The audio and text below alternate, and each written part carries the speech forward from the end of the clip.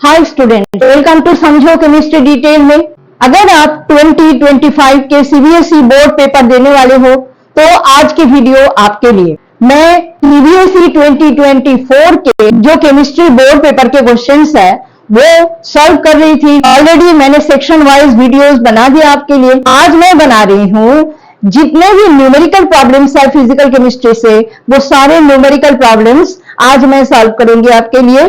अगर आप specifically physical chemistry numerical problems में कोई भी आपको दिक्कत होती है तो ये वीडियो देखने से आपको ये सारे डाउट्स क्लियर हो जाएंगे। रिक्वेस्ट रहेगा आपको, अगर आप वीडियो देखने लगे हो तो प्लीज चैनल को सब्सक्राइब कर देना और आपके फ्रेंड्स में ये जो वीडियोस है इनको लाइक और शेयर कर देना। तो आज के वीडियो में जो फिजिकल केमिस्ट्री के न्यूमेरिकल प्रॉब्लम्स मैं सॉल्व करूंगी, बिल्कुल last part of the question paper से मैं शुरू कर रही हूँ। आप देख रहे हो यहाँ पे बोर्ड में मैंने 33 क्वेश्चन के जो दो न्यूमेरिकल प्रॉब्लम है वो मैंने लिखा है, इसको पहले मैं सॉल्व करती हूँ। ये जो क्वेश्चन है ये इलेक्ट्रोकेमिस्ट्री से है। तो इसमें देखिए क्या बोला है, the resistance of A 0.05 molar acetic acid solution is found to be this much, 100 ohm. If the cell constant is this much, calculate the molar conductivity of acetic acid solution. तो molar conductivity हमें calculate करना है, हमें resistance दे दिया गया है और हमें मोलरिटी दे दिया गया है और हमें सेल कांस्टेंट भी दे दिया गया है। तो फॉर्मूला ही बस आपको अप्लाई करना है और आपको कैलकुलेशन करके आंसर निकालना है। सॉल्व करते हैं इसको। हमें पता है, देखो मोलर कंडक्टिविटी फाइंड आउट करने के लिए आपको कंडक्टिविटी फाइंड आउट करना पड़ेगा पहले। कंडक्टिविटी मतलब जिसको आप स्पेसिफिक कंडक्टिविटी भी बोलते हो, के से जिसको हम रिप्रेजेंट करते हैं।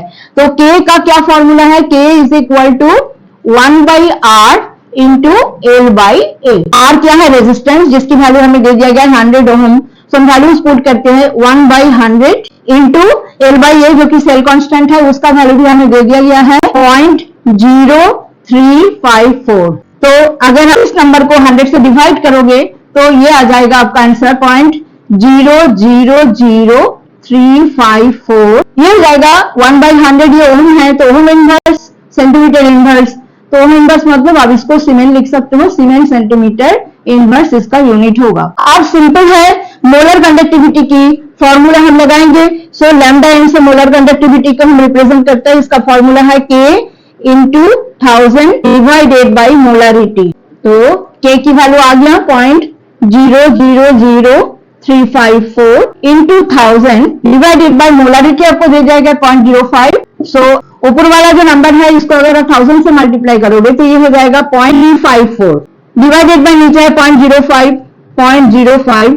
सो दो डिजिट तक ऊपर नीचे डेसिमल पॉइंट हटा दो तो ये आ जाता है 35.4 डिवाइडेड बाई 5। सो ये आंसर आ जाएगा 7.08 यूनिट हो जाएगा सीमेंस सेंटीमीटर स्क्वायर पर मोल। ये आंसर आपका आ गया मोलर कंडक्टिविटी की वैल्यू। इसके बाद हम सॉल्व करते हैं पार्ट 2 में जो क्वेश्चन है, how much charge in Faraday is required for the reduction of 1 mole of MnO4 minus two Mn+2। तो MnO4 माइनस जो है Mn+2 में कन्वर्ट हो रहा है। पहले तो उसका रिएक्शन हम लिख लेते हैं। MnO4 माइनस में Mn का ऑक्सीडेशन स्टेट क्या है, +7। समझ में आ ही रहा है आपको। ऑक्सीजन का -2 होता है, 4 ऑक्सीजन है -8। तो Mn का ऑक्सीडेशन नंबर कितना होगा, Mn का होगा +7। तो 7 - 8 नेट चार्ज आपका -1 हो गया। तो यहाँ पे ये +7 में है, +7 से ये आ रहा है +2 में। तो ये इलेक्ट्रॉन गेन करके ही आएगा, इसका रिडक्शन होगा। तो कितना इलेक्ट्रॉन गेन करेगा, 5 इलेक्ट्रॉन गेन करेगा। तो यहाँ पे हमें पूछा है कि कितना चार्ज चाहिए इसमें, इस कन्वर्शन में फेराडे में। तो अब देखिए 1 मोल MnO4 माइनस, जब 1 मोल Mn+2 में कन्वर्ट हो रहा है तो 5 मोल्स ऑफ इलेक्ट्रॉन चाहिए। यहाँ पे तो एक सिंगल आयन है और एक सिंगल आयन ये भी है। तो लेकिन अगर ये 1 मोल है तो ये भी 5 मोल होगा और ये 1 मोल बनेगा। तो 5 मोल इलेक्ट्रॉन्स का चार्ज क्या है, हमें पता है कि charge of 1 mole of electron is equal to 96500 coulomb, that means 1 faraday. तो 5 मोल इलेक्ट्रॉन्स का चार्ज कितना हो जाएगा, 5 faraday. So charge required will be equal to 5 faraday. अब 33 क्वेश्चन में देखिए एक इंटरनल चॉइस भी है। तो ये इंटरनल चॉइस में भी एक न्यूमेरिकल प्रॉब्लम ही है, इसको भी कर लेते हैं। ये भी आपका इलेक्ट्रोकेमिस्ट्री चैप्टर से ही है। इसमें बोल रहे हैं the conductivity of this much mole per litre, मतलब मोलरिटी दे दिया गया है। Acetic acid is this much, conductivity दे दिया गया है, मतलब के वैल्यू दे दिया गया है। अभी आपको बोल रहा है कि calculate its degree of dissociation if lambda M not, that means limiting molar conductivity, जिसको हम बोलते हैं molar conductivity eight infinite dilution, lambda M not value आपको दे दिया गया है एसिटिक एसिड का, वो है इतना। तो डिग्री ऑफ डिसोसिएशन आपको कैलकुलेट करना है। तो डिग्री ऑफ डिसोसिएशन को हम अल्फा से रिप्रेजेंट करते हैं, और अल्फा का फॉर्मूला क्या है, lambda M C divided by lambda M naught. Lambda M C क्या है, it is the molar conductivity at a given concentration, lambda M naught infinite dilution में, that means limiting molar conductivity, ये मैंने आपको अभी अभी बताया। तो लैम्डा एम सी मतलब ये जो मोलरिटी है, गिवन मोलरिटी, इसी में मोलर कंडक्टिविटी कितना है वो आप कैलकुलेट करोगे। उसके लिए फॉर्मूला तो वही है, lambda M is equal to K into 1000 divided by molarity. So K value दे दिया गया है हमें 5.25 into 10 to the power -5 into 1000 divided by molarity है आपका 0.0025। तो अगर ये डेसिमल पॉइंट हटा दो तो ऊपर में मल्टीप्लाई हो जाएगा 10 टू द पावर 4। सो ये आ रहा है आपका 10 टू द पावर 4 और 10 टू द पावर 3, ये दोनों मिलकर 10 टू द पावर 7 हो गया, और ये 10 टू द पावर -5 है, तो मिला के हो गया 5.25 into 10 to the power 2 divided by 25। तो देखिए ऊपर में 5.25 को अगर 10 स्क्वायर से मल्टीप्लाई करते हैं हम, तो ऊपर में हो जाएगा 525 डिवाइडेड बाई 25, ये आएगा 21। तो लैम्डा एम सी का वैल्यू मिल गया। So alpha is equal to lambda M C divided by lambda M naught. So आप जो न्यूमेरिकल प्रॉब्लम है वो क्वेश्चन नंबर 28 में है, और ये जो न्यूमेरिकल प्रॉब्लम है ये केमिकल काइनेटिक्स चैप्टर से है। इसमें बोल रहा है कि the rate of A gaseous reaction triples when the temperature is increased from 17 degree centigrade to 27 degree centigrade. Calculate the energy of activation for this reaction. EA calculate करना है आपको 2.303 R की वैल्यू दे दिया गया है, log 3 की value भी दे दिया गया है। तो हमें आर्हेनियस इक्वेशन अप्लाई करके यहाँ पे इसको सॉल्व करना है। आर्हेनियस इक्वेशन आप सबको पता है, this is the formula, log K2 by K1 is equal to EA by 2.303 R into T2 minus T1 divided by T1 T2। अब इसमें बोला है कि जब टेम्परेचर 17 डिग्री सेंटीग्रेड से 27 डिग्री सेंटीग्रेड में इंक्रीज किया गया है, तो जो रेट ऑफ द रिएक्शन है वो 3 गुना हो गया है। दैट मीन्स K2 जो है इट इज 3K1। तो अभी टेम्परेचर को आपको केल्विन में लेना है, तो टेम्परेचर इसलिए हम पहले कैलकुलेट कर लेते हैं। तो T1 आपका है 17 डिग्री सेंटीग्रेड, मतलब इट विल बी 273 प्लस 17, सो ये हो जाएगा 290 केल्विन। और T2 क्या है, T2 27 degree centigrade, that means 273 plus 27 अगर करोगे तो 300 केल्विन हो जाएगा। तो ये हमने टेम्परेचर को केल्विन में ले लिया। 2.303 R की वैल्यू हमें दे दिया गया है, log 3K1 by K1 is equal to, ये हमें कैलकुलेट करना है, डिवाइडेड बाई 2.303 R की वैल्यू है 19.15, और ब्रैकेट में हो जाएगा T2 आपका 300 माइनस 290 डिवाइडेड बाई 300 इंटू 290। सो ये हो गया आपका log 3 ये by 19.15 into 10 divided by 300 into 290। तो आप 10 और ये एक जीरो कैंसिल कर दो। log 3 की वैल्यू आपको दे दिया गया 0.48, so 0.48 is equal to EA divided by 19.15 into 1 by 300 into 29. So this is coming EA by 19.15 into 1 upon ये हो जाएगा 8700. So now EA is equal to तब क्या हो जाएगा, EA is equal to हो जाएगा 0.48 into 19.15 into 8700. So here is coming this much joule, 79970.4 joule. So ये आपका एक्टिवेशन एनर्जी का वैल्यू आ गया। अब क्वेश्चन नंबर 27 स्टूडेंट्स, ये भी इलेक्ट्रोकेमिस्ट्री का ही न्यूमेरिकल प्रॉब्लम है। इसमें आपको ई सेल निकालना है, ईएमएफ ऑफ द सेल। तो ई सेल निकालने के लिए आपको E naught cell, that mean standard cell potential की वैल्यू भी चाहिए, और सेल रिएक्शन भी आपको लिखना है। कैथोड और एनोड में जो रिएक्शंस है उसको लिख करके उसको ऐड करके ओवरऑल जो सेल रिएक्शन है उसकी भी जरूरत पड़ेगी। तो देखिए हम पहले सेल रिएक्शन लिखते हैं। लेफ्ट हैंड साइड में आपका एनोड है, राइट हैंड साइड में आपका कैथोड है, दैट मीन्स जिंक इलेक्ट्रोड आपका एनोड है और जो टीन इलेक्ट्रोड है वो आपका कैथोड है।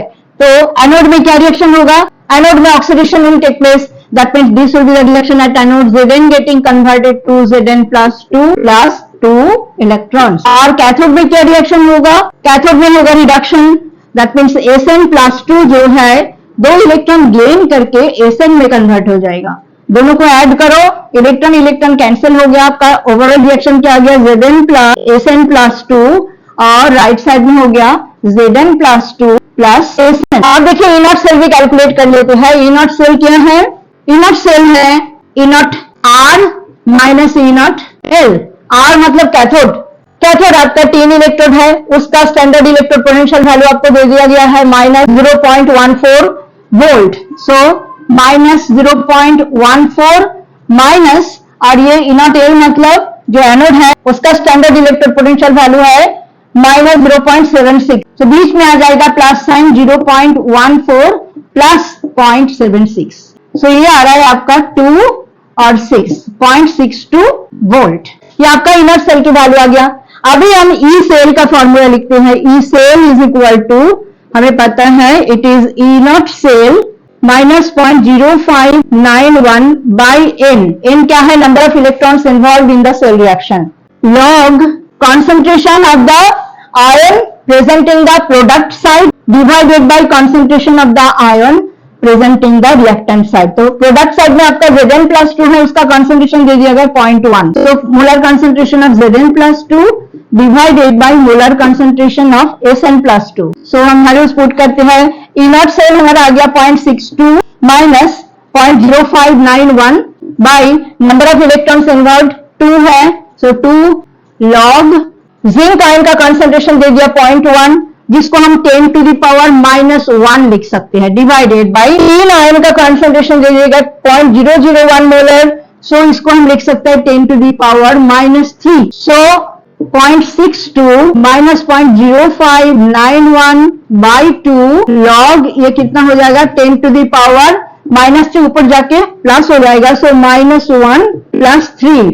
So it will be 0.62 minus 0.0591 by 2 log, ये हो जाएगा -1 प्लस 3 10 स्क्वायर हो जाएगा, दैट मीन्स ये हो जाएगा 2 log 10। यहाँ पे हमारा हो रहा है 0.62 माइनस 0.0591 बाई 2 log 10 की वैल्यू 1, तो ये 2 हो जाएगा इंटू 2, तो 2 कैंसिल हो गया। सो दैट मीन्स आपका ई सेल वैल्यू आ गया 0.62 minus 0.0591।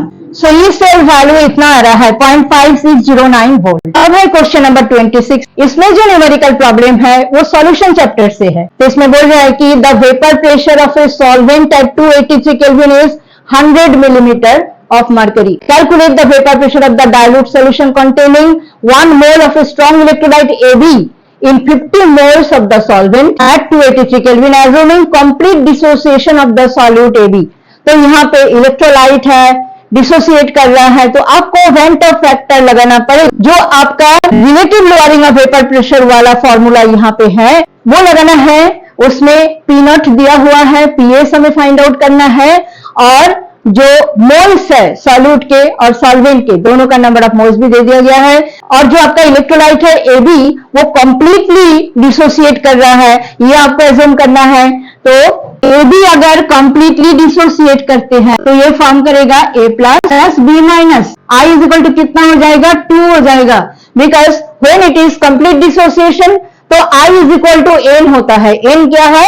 Number of ions produced by the electrolyte in the solution. So यहाँ पे 2 आयन प्रोड्यूस हो रहा है तो I की वैल्यू 2 हो जाएगा। अभी देखिए जो हमारा फॉर्मूला है वो फॉर्मूला है P0 minus PS divided by P0 is equal to I into X2 हो जाएगा।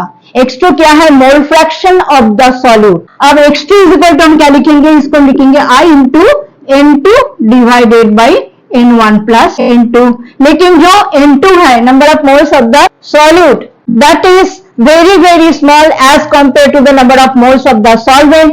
So in the denominator N2 can be ignored as compared to N1. तो इसको हम लिख सकते हैं I into N2 by N1। अभी तो वैल्यूज ही पुट करना है।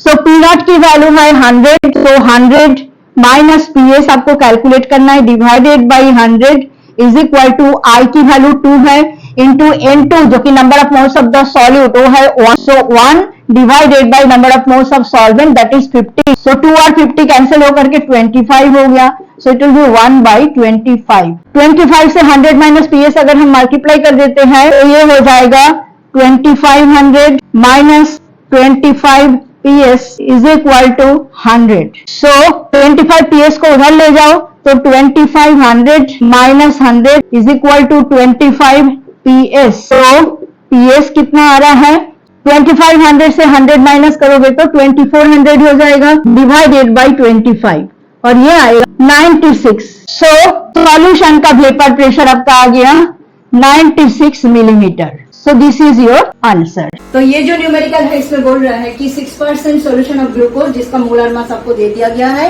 180 ग्राम पर mole is isotonic with 2.5% solution of an unknown organic substance. अब ये अननोन ऑर्गेनिक सब्सटेंस का आपको मोलिकुलर वेट को फाइंड आउट करना है।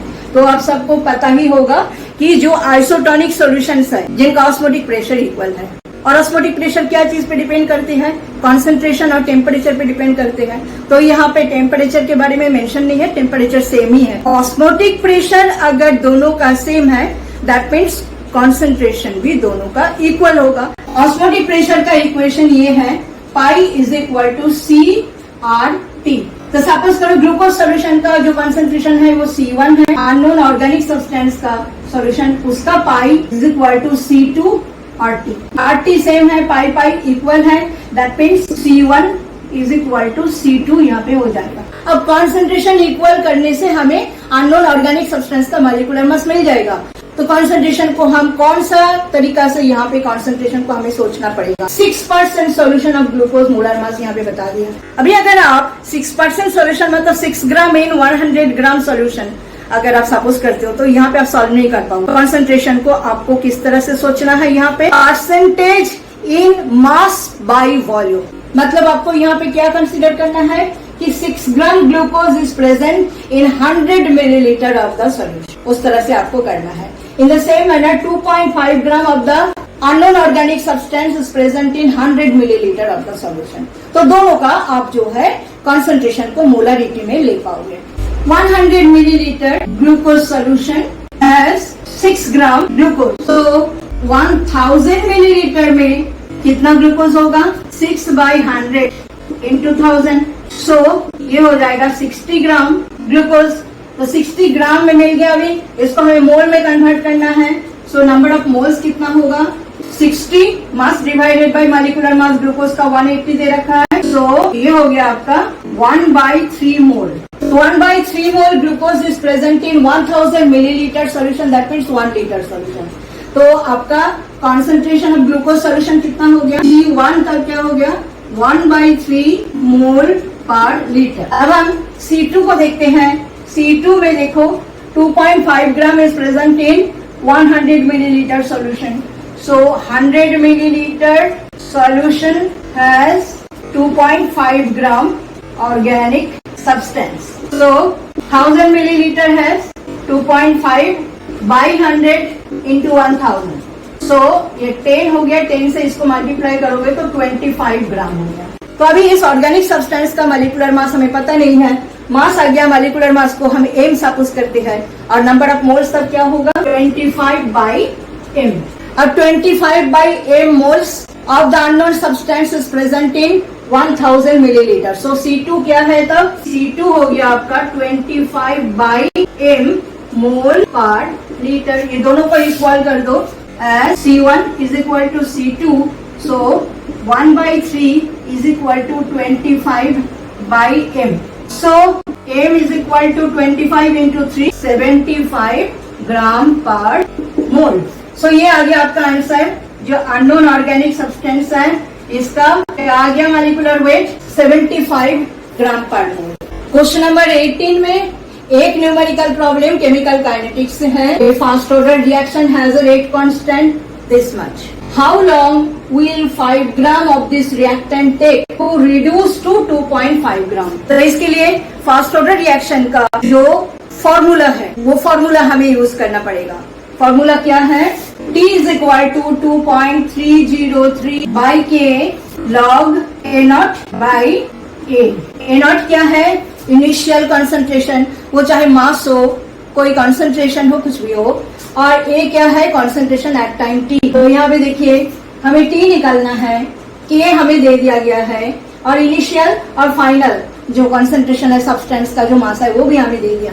तो वैल्यूज पुट करते हैं 2.303 divided by 1.25 into 10 to the power -3 log A not initially कितना था 5 gram, so 5 divided by ultimately कितना हो रहा है 2.5 पॉइंट अगर आप हटा दो ऊपर में 50 हो जाएगा और 25 50 कैंसिल होकर के 2 हो जाएगा log 2। तो ये हो गया आपका 2.303 बाई 1.25 और ये 10 टू द -3 अगर ऊपर ले जाओ 10 टू द पावर 3 हो जाएगा log 2। log 2 की वैल्यू आपको पता है दे भी दिया है यहाँ पे पुट कर दो।